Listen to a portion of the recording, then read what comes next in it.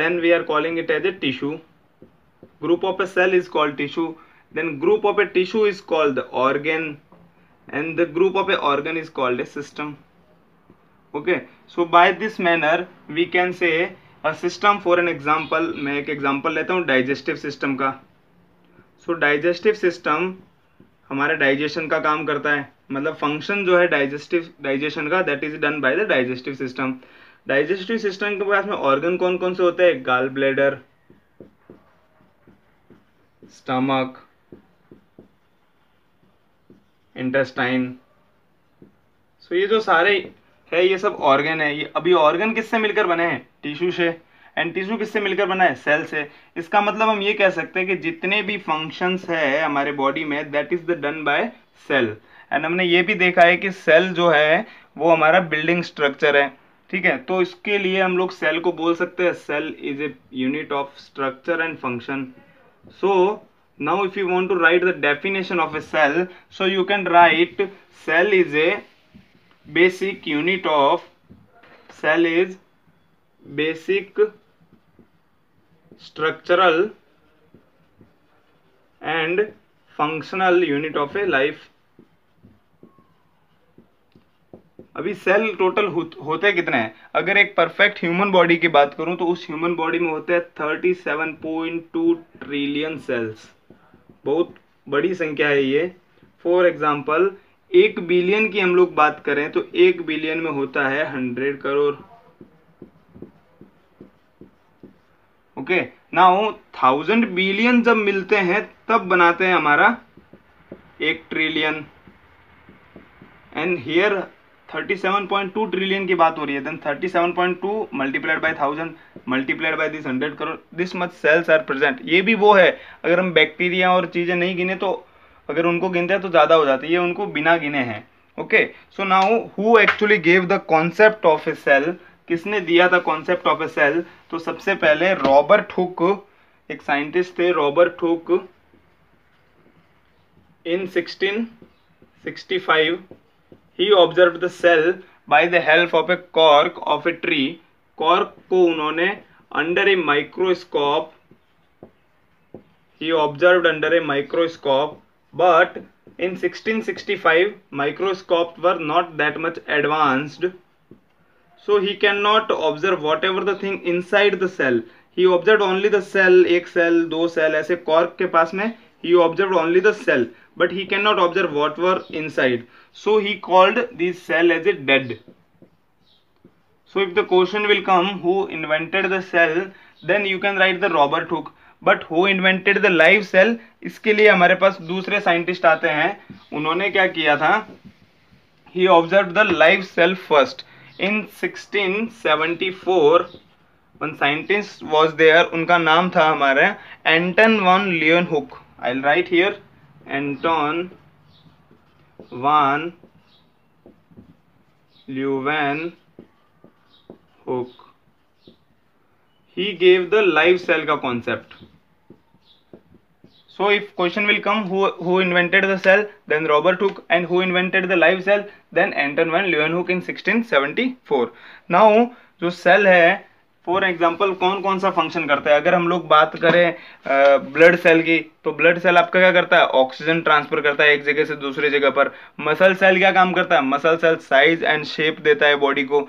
सो वही सेल का पूरा काम है. अब सेल का जो वेरिएशन है बाय साइज हो सकता है, वेरिएशन बाय साइज. सेल कौन कौन से साइज के हो सकते हैं? So cell smallest to smallest जो सेल है वो माइक्रोमीटर में भी जा सकते हैं और micrometre to centimetre. For example bacteria सबसे स्मॉलेस्ट सेल होता है, स्मॉलेस्ट सेल उसकी साइज होती है 0.2 टू 0.5 माइक्रोमीटर.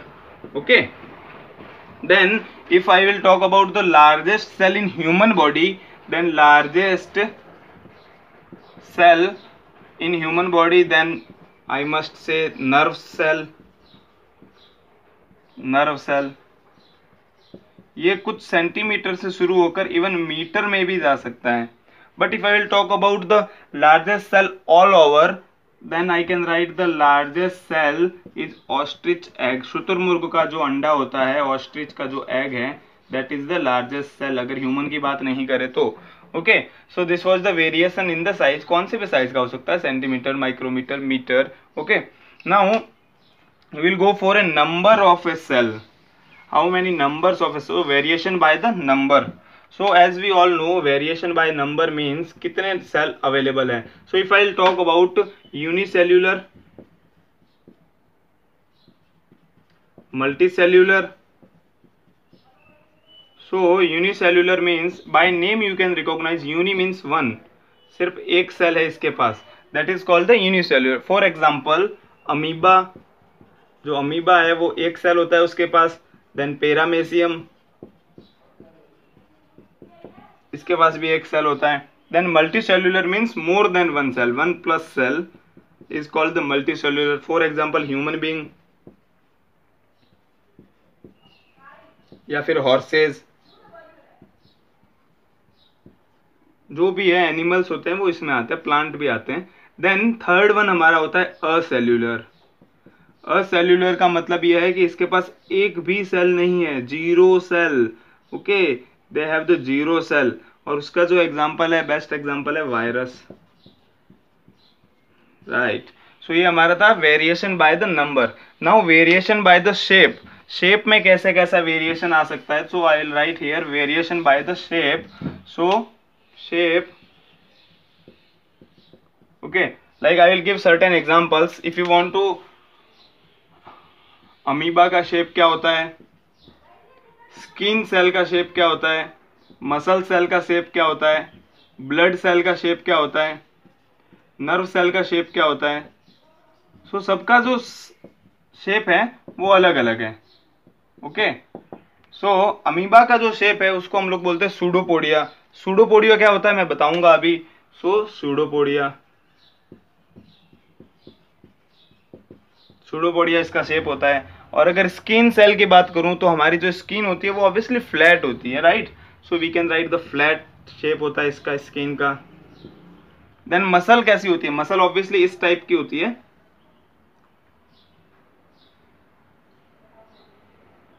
इस टाइप की कुछ मसल हो सकती है। तो इस शेप को हम लोग बोलते हैं स्पिंडल शेप। देन जो ब्लड सेल होते हैं हमने देखा है आरबीसी वगैरह, तो वो ऐसे डिस्क टाइप के होते हैं, तो इनको हम लोग बोल सकते हैं डिस्क शेप, या फिर स्पेरिकल टाइप हो सकता है, spherical shape. Then nerve cell के बारे में भी हमने पढ़ा है। नर्व सेल कैसी होती है, ऐसी इसका न्यूक्लियस है, देन इसके पास से इसके बहुत सारे फंक्शन निकलते हैं, और उसके बाद में ये इसका मिडल बॉडी है, और मिडल बॉडी के बाद में ये इसके टेल है। तो ये एक इलोंगेटेड हो गया, लॉन्ग साइज का हो गया ना, तो इसको हम लोग बोलते हैं इलोंगेटेड शेप का होता है ये। सो ये हो गया variation by the shape. Shape भी अलग हो सकता है, साइज भी अलग हो सकती है, नंबर ऑफ सेल्स भी अलग हो सकते हैं। नाउ मैंने बोला था सूडोपोडिया के बारे में हम लोग पढ़ेंगे, तो सूडोपोडिया क्या होता है ये बताता हूँ। तो सूडोपोडिया अमीबा के अंदर होता है। अमीबा एक तो रेगुलर शेप का नहीं होता है, अमीबा किसी भी शेप का हो सकता है। सपोज मैंने ये लिया अमीबा का शेप, ओके, ये अमीबा है। ओके, तो ये अमीबा के पास में जो ये प्रोजेक्शन लाइक स्ट्रक्चर है, इधर से ये जो प्रोजेक्ट हो रही है स्ट्रक्चर, ये जो प्रोजेक्शन लाइक स्ट्रक्चर है उसी को हम लोग बोलते हैं सूडोपोडिया। ये प्रोजेक्शन लाइक स्ट्रक्चर काम में क्या आती है, सपोज यहाँ पे कोई फूड पार्टिकल रखा हुआ है, खाना है, तो ये जो खाना है ये क्या करता है, ये प्रोजेक्शन अपना चेंज करके इस खाने को अपने अंदर ले लेते हैं, ठीक है। तो प्रोजेक्शन की हेल्प से वो फूड कंज्यूम कर सकते हैं, and as well as food के साथ में वो मोशन भी कर सकते हैं एक जगह से दूसरी जगह जाने के लिए। So if you want to write the definition of pseudopodia, then pseudopodia is a projection like structure